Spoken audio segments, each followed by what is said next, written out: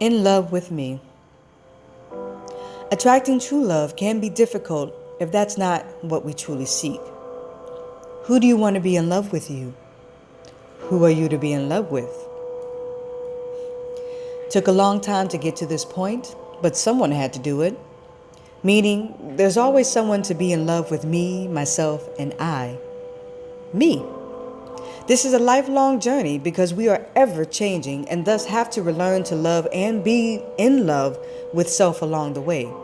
Through the mud and the sunshine, dirt and rainbows, thick and thin. But if you can't love you, then who will? Typical definitions.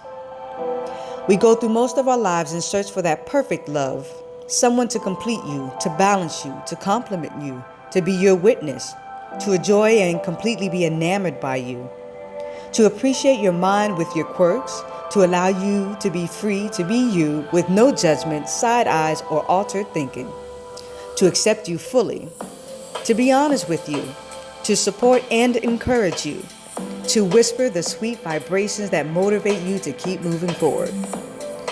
But most of the time, we are left with silence, disappointments, inadequacy, loneliness, fear, doubt, ungratefulness, unforgiveness, brokenness, mistrust, and desperation. Theme of my former life, among many other emotions and mental attitudes that always leave us wondering why, if not me? Or why me? It's not that we don't meet people who embody the positive and negative perspectives of what we define or perceive as love. We can't see it without because we don't see it within, making it difficult to recognize why it's slapping us in the face. Even during the low points of life, we have friends, family, acquaintances, and strangers that influence and show us the many facets of love. But if we're not in tune, then not only do we reject others' expressions of love, we reject self, further building that brick mansion surrounding our hearts. This is one of the many reasons we are left in a mental deficit when it comes to this topic. We cause our own demise because it is us that chooses to or not to love.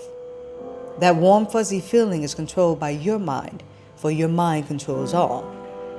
Just my thought. I've come to one simple conclusion, of course, with the guidance of some wiser and more experienced than I. It is because we are not in love with ourselves. Think about it. How can we expect to have someone head over heels for us if we aren't in love nor accept ourselves fully? We must be in love with who we are first. I mean, head to toe goofy in love with who and what we are, flaws and all.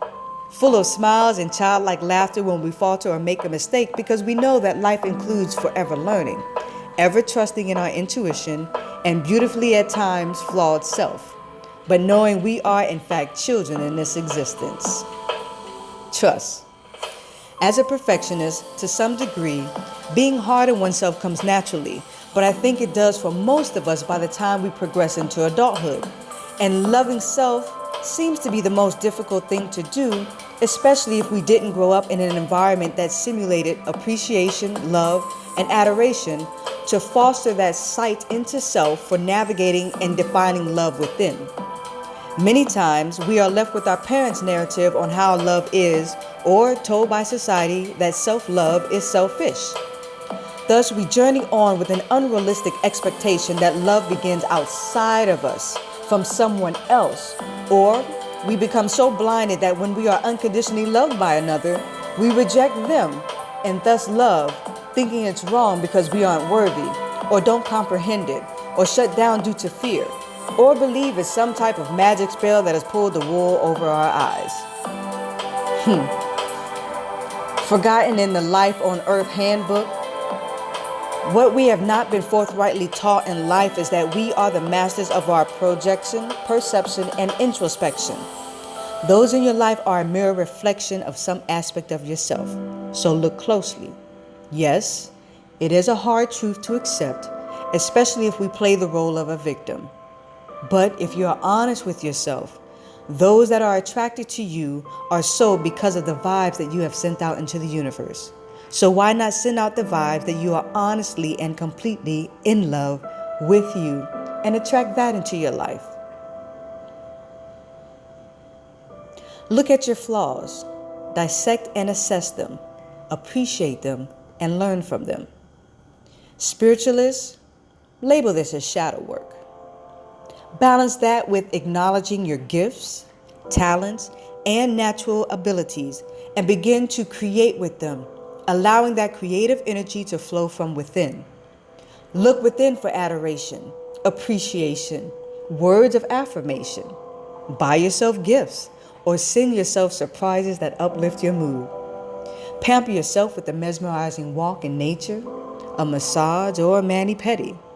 Play a game that you enjoyed as a child, regardless of how silly or trivial it may feel. Treat yourself to a pleasant dinner and dress up for the hell of it. I recall having a dinner at a nice restaurant, and a gentleman walked in with a friend. He walked past me to order his food and then came back and asked me why was I eating by myself. I responded, because I like myself, further explaining that you need to like yourself in order for others to like you too. He agreed and then asked, but aren't you lonely? I responded, no, I have enough to keep me company. And at that time, that company ranged from my thoughts to imaginative endeavors, problem solving, and self-assessment. And just in case you're wondering, the thought did cross my mind for a dearly loved one of mine's presence because the food was wonderfully vegan and vegetarian. But I didn't have to rest there and feel pity for enjoying a meal alone. We exchanged additional but brief life-altering pleasantries, and then his order was called and he left. And no, I did not invite him to take a seat with me, for I was enjoying my own company. So where to begin? Be honest with yourself first. Duh. I appreciate that he was real with himself when he expressed that he had work to do before coming to the point of enjoying himself for dinner, a movie, or even traveling alone. Unfortunately, that's the lot that many in today's society are in. A need for outside approval, obviously expressed by the number of likes or follows on social media that we pay attention to. Like and follow yourself first. Shine some light on your dark side because that's a part of you as well.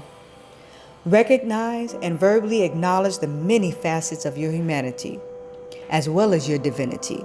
Be honest with yourself to stay balanced, especially if you are used to compromising to make others happy while losing who you are. Take a day at a time, but be willing to let go of narratives that you didn't write nor create for yourself. Once you vibe within, your tribe will follow like bees the sweet nectar, and your light will shine bright like the jewel that you are. Much love to you being in love with yourself first. Until next time, beloved, be in love with you first.